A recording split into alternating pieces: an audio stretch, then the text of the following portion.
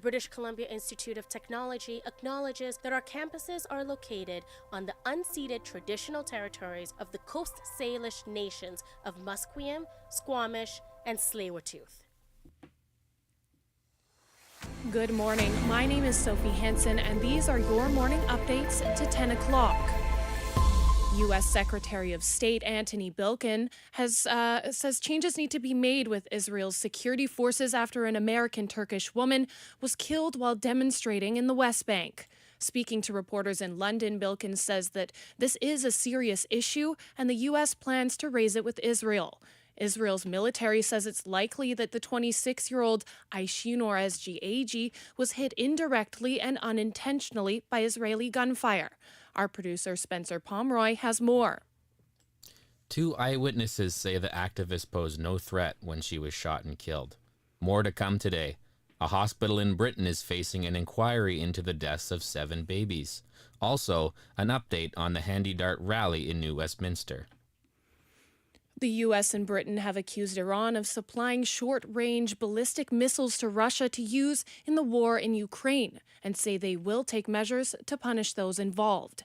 U.S. National Security spokesman John Kirby says the missiles Iran is sending have a clear destination. These are close-range ballistic missiles, again, with a range of about 75 miles, so they don't have a huge range. And we fully expect that Putin will use them, again, inside Ukraine. U.S. Secretary of State Antony Blinken says Iran had ignored warnings that the transfer of such weapons would be a profound escalation of the conflict. In the U.S., Missouri's Supreme Court will decide today whether to allow an abortion rights amendment that could undo the state's near-total ban to go before voters in November. Julie Walker of the Associated Press has more on the amendment. At issue, a proposal to enshrine abortion rights in the state constitution. If enacted, the measure is widely expected to undo the state's 2022 near-total abortion ban.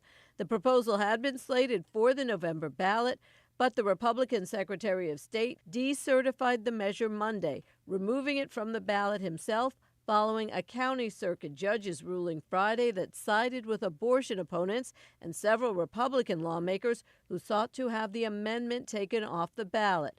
The Supreme Court is expected to have the final say on the measure and faces a 5 p.m. deadline today to make changes to the November ballot. I'm Julie Walker. More information is expected later this evening. The U.S. House Speaker Mike Johnson is hosting a ceremony to present the Congressional Gold Medal to 13 American service members killed during the U.S. withdrawal from Afghanistan. The event is taking place against the backdrop of a bitter back and forth over who is to blame for the rushed and deadly evacuation from Kabul. Johnson says Democrats are not honoring the victims. This comes after House Republicans released a scathing investigation over the weekend into the withdrawal that cast blame on Biden's administration and minimized the role of Donald Trump, who had signed the withdrawal deal with the Taliban. Long-awaited questions are finally being answered. A Britain hospital where a nurse was convicted of murdering 7 babies and trying to kill 7 others is facing an inquiry into how so many newborns were harmed. Charles de Ledesma of the Associated Press has more on the review against Lucy Letby. The probe at the Countess of Chester Hospital begins Tuesday against a push by supporters of Letby for a legal review of the evidence used against her. But the inquiry being held in Liverpool won't be reviewing this, instead looking at what failures led babies to be repeatedly harmed, how complaints by staff were managed and how parents were treated. Letby, who's 34, was convicted in 2023 of the murder of 7 infants and attempted murder of 6 others, including 2 attempts on 1 child. Charles de Ledesma, London. And an update from Gaza. A new round of Israeli aerial attacks were fired into Gaza this morning, killing at least 19 people and injuring dozens of others. The Israeli military says it used precise munitions against a group of militants. Now, weather for Burnaby is a mix of sun and clouds, with some showers expected later this evening, a high of 20 and a low of 14. These have been your morning headlines to 10 o'clock. Sophie Hansen for BCIT's The Crow. Stay tuned for more on BCIT's 1680 The Crow.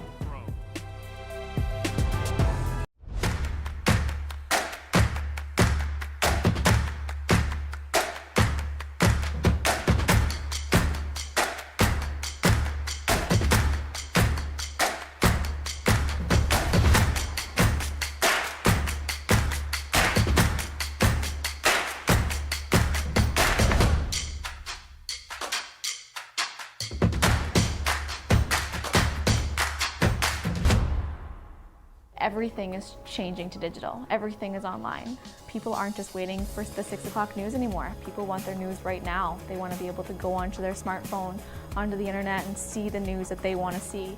Vancouver is growing at, a really rapid rate, the Lower Mainland even, and with the tools that we're given here, we're able to cover all of that. Welcome to BCIT Magazine. I'm Radhika Sikakane. In the program, they really leave it up to you. I mean, the help is there when you need it, figuring out how to use the programs like Premiere, Audition, and figuring out how to use the cameras. But it's up to you to sort of experiment and figure out what you can do when you go out in the field. They brought candles and flowers to remember the student who lost her life yesterday. Theresa May says the international community condemns Moscow. They really make sure that you know the basics and you are able to put out a quality product. I'm Brady Tretanero. And I'm Radhika Sikakane. Thank you for tuning in to BCIT Magazine.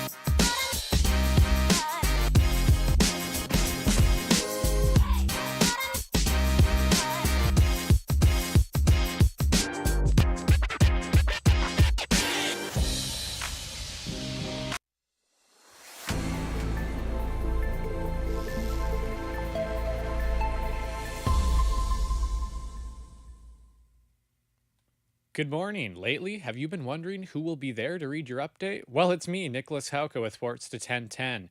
Starting on the football field, New York Giants New York Jets quarterback Aaron Rodgers' long-awaited return to the field was spoiled by the San Francisco 49ers last night. Ayuk behind Bell left. They run Mason off the left side. A cutback run. Touchdown! San Francisco! A little Mason madness on the cutback right off an unbelievable block. The Niners won in front of their home crowd 32-19 over the Jets. The 49ers got 147 yards rushing and a touchdown from running back Jordan Mason, who was filling in for superstar Christian McCaffrey. With the NFL and CFL season underway, watch parties are becoming more accessible and may attract more people to football, especially students. Reporter Lauren Achille talked with a high school football coach about how these viewing parties inspire more students to join their school's football program. Nicholas Sirachi, varsity football coach for Notre Dame Regional School, says football watch parties bring people together and that sense of teamwork inspires students to try football. You know, having a room full of young men who have interest in the game and now they see everyone else cheering for the same team, and it brings that camaraderie and that fire and that passion, especially when there's a big play. I think it's a no-brainer. I think it's a great idea to bring awareness to the sport and the benefits of it, especially for young men. Sirachi says some of his players have big dreams to play pro, and these watch parties may ignite that determination to reach their goals. Lauren Achille, BCIT's The Crow. An update in the Tyreek Hill detainment from this weekend. Body camera video released yesterday showed a police officer drag Miami Dolphins wide receiver Tyreek Hill out of his sports car and forced him face first onto the ground during a traffic stop before Sunday's game. Dolphins head coach Mike McDaniel says he's relieved that Hill had support. You hope that teammates understand that we are extended family, so it was. I was very happy that a guy in a situation like that didn't feel alone. Cleveland Browns quarterback Deshaun Watson is facing yet another sexual assault accusation. The newest lawsuit being filed in Houston against Watson stems from an alleged incident in 2020. This now marks over 25 accusations made against Watson. Moving to the ice, the Professional Women's Hockey League revealed through social media the 6 new team names and logos. As reporter Jacob Fraser explains, players and fans are excited about the league's new look. The inaugural 6 teams in the PWHL have revealed their new branding by posting new team names and logos to social media. Fans and players have shown overwhelming support and excitement for the new logos and names. Victoire de Montreal forward Jen Gardner is excited to see fans in Montreal support her team's logo. Yeah, I mean, I think some of us were already looking at the merchandise stuff that was out for sale, and it looks like most of it's sold out already. And of course, just to be in a city like Montreal, which is such a hockey city, it's going to be cool to have another logo walking around out there. Merchandise is currently being sold online, and jerseys are expected to be available for purchase in late October. Jacob Fraser, BCIT's The Crow. In baseball, the New York Mets scored 2 runs in the 8th inning for a 3-2 win over the Toronto Blue Jays last night at Rogers Center. A throwing error, a wild pitch, and a passed ball in the 8th helped fuel the Mets' comeback. Toronto manager John Snyder says mistakes proved costly. We kind of just didn't really help ourselves there. And when you get down to, you talk about it. We talked about it yesterday, today. You're playing teams like this that are, fighting for every single thing. You got to play clean. And, it's 2 nights in a row we did not. Those were your sports updates to 1010. Someday, somehow, I'll be back with more updates, but not right now. I'm Nicholas Hauke. Thank you for listening to BCIT's The Crow.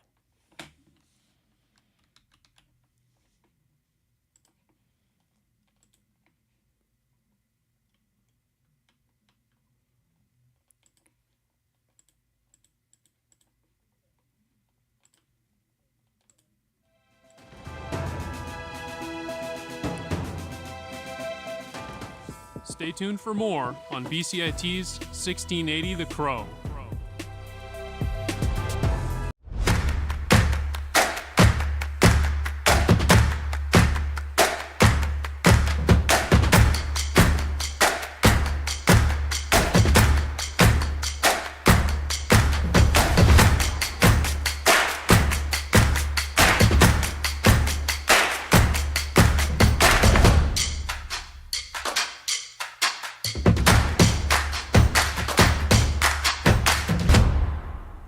Everything is changing to digital. Everything is online. People aren't just waiting for the 6 o'clock news anymore. People want their news right now. They want to be able to go onto their smartphone, onto the internet, and see the news that they want to see. Vancouver is growing at, a really rapid rate, the Lower Mainland even, and with the tools that we're given here, we're able to cover all of that. Welcome to BCIT Magazine. I'm Radhika Sikakane. In the program, they really leave it up to you. I mean, the help is there when you need it, figuring out how to use the programs like Premiere, Audition, and figuring out how to use the cameras.